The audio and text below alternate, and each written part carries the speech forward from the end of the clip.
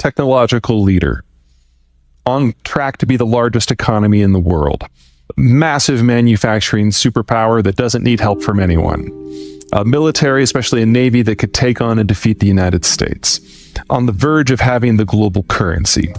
All of this is utter horse. In the world before World War II, you had a series of competing empires who had good land and good internal transport and a technological edge, and they dominated the world, and they fought over everything. And those fights brought us World War II, and it all came crashing down. And then the Americans found themselves facing Stalin. We're like, oh, he's kind of scary. We're going to need some people to stand between us and him. And since everyone who was a potential candidate who had just gotten out of the world's most horrific war, they needed some incentive. So we paid them. We used our Navy, the only Navy of size to survive the war, to patrol the global oceans so that anyone could trade with anyone else and access any commodity in any market at any time. In exchange, you had to side with us against the Soviets. And that created NATO and the Japanese and the Korean and the Taiwanese alliance. And ultimately, by the time we got to 1980, it involved China as well. That political and security deal is globalization. And the Americans have been backing away from that now since 1992. So the fact that the Americans saw it as a security deal, everyone else saw it as an economic deal. The Americans never invested their economy, everyone else did. You can see where I'm going here. Mm-hmm. Without that sort of security overwatch, none of the rest of it works. That's only piece one, though. Piece two is when everyone started trading, they started specializing. And when we were all living under an imperial system, most of us were farmers and kids were free labor, and you would have as many as you could plus one, because that's how you found out you had too many.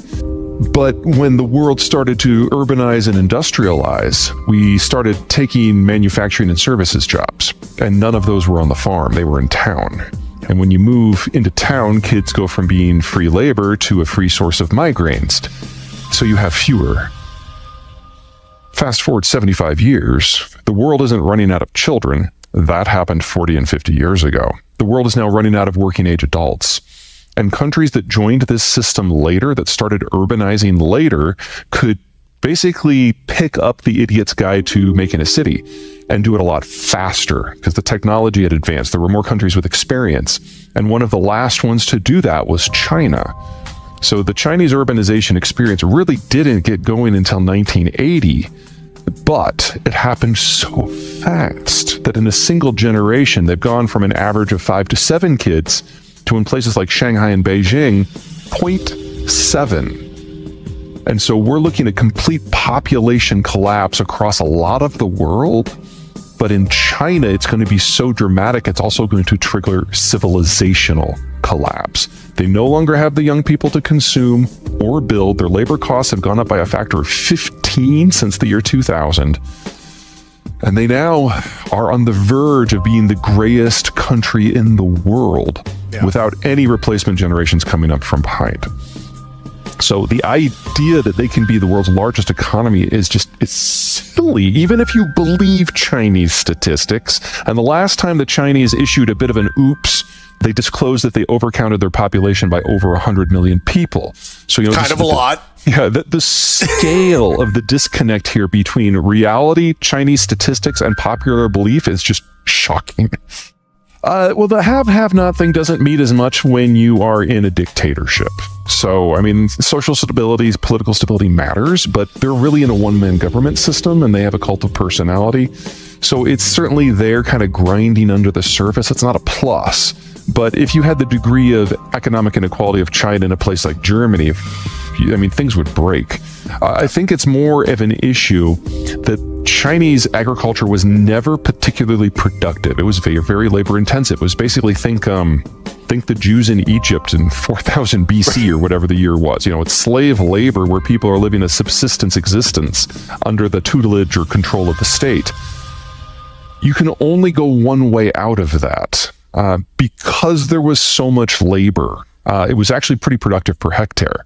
But now that everybody's moved into a city and everyone's been in a city for 20 years, they've forgotten how to farm like that. They can't go back. And the type of agriculture that the Chinese need to grow their food in the areas they need to grow it can't be mechanized very easily. So we're looking at a population collapse and a food collapse. At the same time, we're likely to see a manufacturing collapse and a political collapse. I mean, there's a long list of bullets that are in the magazine that is in the gun that's pointed at China's head right now. Well, remember, China is a one-man state now, so it's really hard to decide what the political system even means anymore. It's been a progressive thing. So when Deng Xiaoping took over after the death of Mao, he had a collegiate cooperative group, a really large political elite that ran the country, because he never wanted to see it return to the one-man state of Mao and the horrors of the Great Leap Forward and the Cultural Revolution that killed, tens of millions of Chinese and set them back 50 years. He wanted to do something different.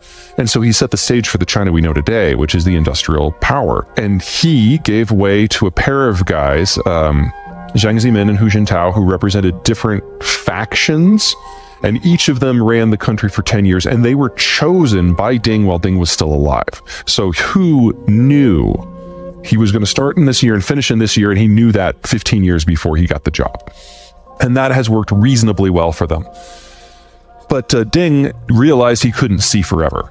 So he knew that by the time they got to the next guy, he wasn't going to be able to choose that person. So he assigned the Zhang faction and the Hu faction to come together and pick jointly someone new. And that is Xi Jinping, the current guy.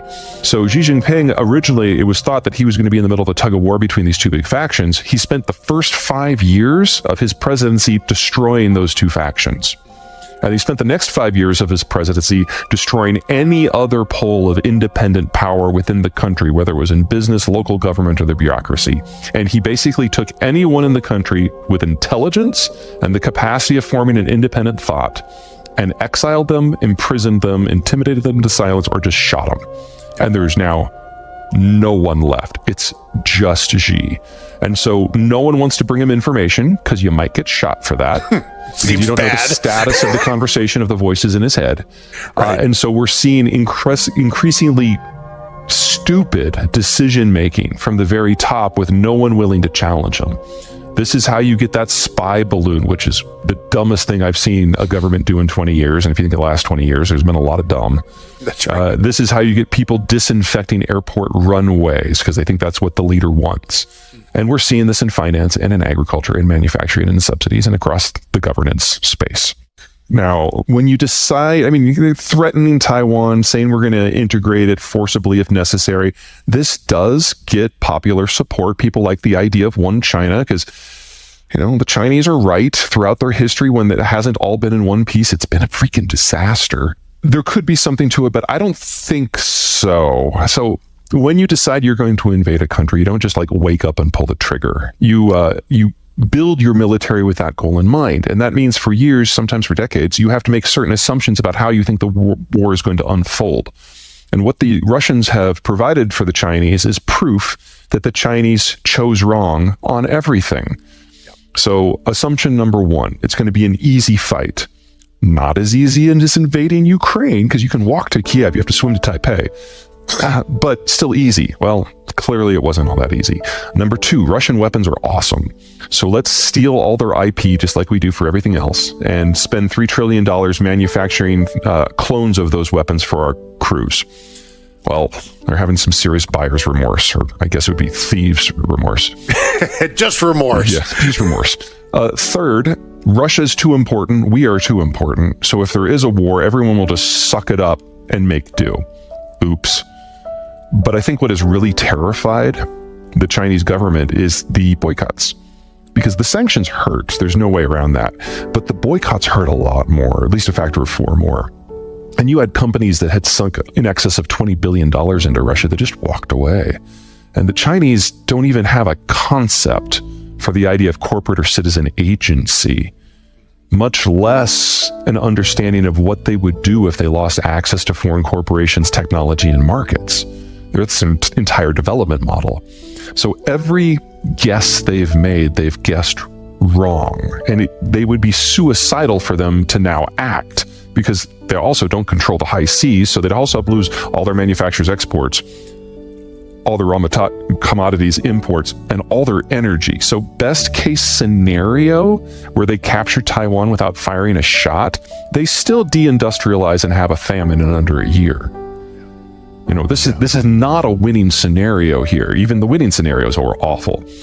So normally I would say bad news, you won. Yeah, exactly. Normally I would say they wouldn't even consider it, but Right. it's a one-man show. Yeah. And so it's entirely possible that Xi will pull the trigger, or some over-enthusiastic idiot bureaucrat will pull the trigger, not realizing the damage he's about to cause and cause the downfall of China as an industrial power.